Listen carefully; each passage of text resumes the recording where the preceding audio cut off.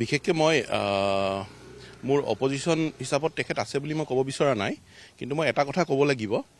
বিগত 10টা বছৰ আমাৰ মামৰা সমষ্টিৰ যিগৰাকী বিধায়ক তেখেত এগৰাকী কেবিনেট মন্ত্ৰী হৈ আছিলে, কিন্তু বিগত 10টা বছৰে তেখেতে সমষ্টিটোৰ যি ধৰণে উন্নয়ন কৰিব লাগিছিলে এই ক্ষেত্ৰত যেন কিছু কৃপণালী কৰা নিচিনা আমাৰ অনুমান হয়। বিশেষকৈ দিৰৈ ৰঙালী যিটো অঞ্চল আছে এই অঞ্চলখনত 14খন গাঁও আছে আৰু এই 14খন গাঁৱত খিলঞ্জীয়া ভূমিপুত্ৰসকলে বসবাস কৰে।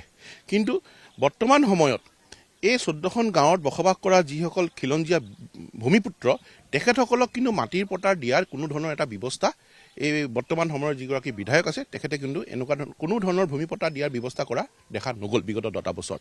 তাৰোপৰি যাতায়াতৰ ক্ষেত্ৰত মামৰাৰ যিটো যাতায়াতৰ যিটো মানে বেলেগ সোণাৰী নাজিৰা ইটো চাইডে আপোনাৰ ডিব্ৰুগড়ৰ ফালে যোৱাৰ যিটো ব্যৱস্থা যাতায়াতৰ, তাত 3খনকৈ দলং আজিলৈকে কিন্তু সম্পূৰ্ণ নহ'ল। তাৰে এখন হৈ গ'ল আপোনাৰ মৰাণৰ পৰা যেতিয়া আপুনি ভজুলৈ যাব তাত এখন দলং আছে, দিচাংপানীৰ ওপৰত এখন দলং আছে আৰু এখন চেপন সোণপোৰা ৰোডত এখন দলং আছে। এই 3খন দলঙে কিন্তু বৰ্তমান কিন্তু সম্পূৰ্ণ হৈ উঠা নাই। তাৰ ফলত এতিয়া কি হৈছে, মানুহৰ যাতায়াতৰ ক্ষেত্ৰত মানুহে মানে দলংখনৰ যিটো অৱস্থা, কোনদিনাখন দলংখন ভাঙি পৰে কোনো তাৰ মানে আপুনি কোনো গেৰেণ্টি কোনো ল'ব নোৱাৰে আৰু ডাঙৰ এটা বৃহৎ দুৰ্ঘটনা মানে হ'বলৈ কোন সময়ত হ'ব কোনো ক'ব নোৱাৰিব।